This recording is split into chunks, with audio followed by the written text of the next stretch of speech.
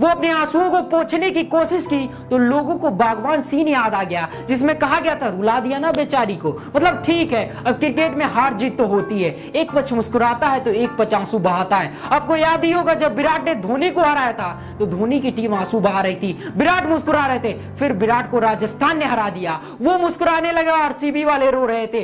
फिर एसआरएच ने आरआर को हरा दिया, तब एसआरएच मुस्कुरा रही थी। और अब केकेआर ने एसआरएच को हराया तो काव्या मारन की आंखों में टपटपाते हुए आंसू गिर रहे थे। उसके बाद एसआरएच के सभी फैंस को रोना भी चाहिए, उनके मालिक को रोना तो बनता है, क्योंकि अगर आप 18.3 ओवर में खेलकर 113 रन बनाते हैं और उसके बाद 10 ओवर में पिटाई खाकर मैच खत्म कर जाते हैं तो मालिक के आंसू में आंसू तो बनता है, आंखों में आंसू तो बनता है। भाई करोड़ों रुपए लगाया है, आप थोड़ी सा बेटर एक्सपेक्ट किया था। मारन भी शायद यही कह रही होंगी कि ट्रेविस हेड से, अभिषेक शर्मा से, पैट कमिंस से, यार तुम तो लोग लाए, तुमको इसलिए लाए थे, तुमसे बड़ी उम्मीद थी। लेकिन एसआरएच की जो मालकिन है वो सन टीवी की ऑनर भी हैं और बहुत बड़े बिजनेसमैन की बिटिया भी हैं। वैसे तो उनके आंसू छिपाते हुए नजर आई और झमझम आंसू जो है वो टपाटप गिर रहे थे। इन आंसुओं के बीच में बेचारी पलट पलट कर घूम घूम कर अपने आंसुओं को पोंछती थी, उसके बाद सामने आकर ऐसे करती थी, फिर पलटती थी, फिर आती थी, केकेआर के लिए तालियां बजाती थी।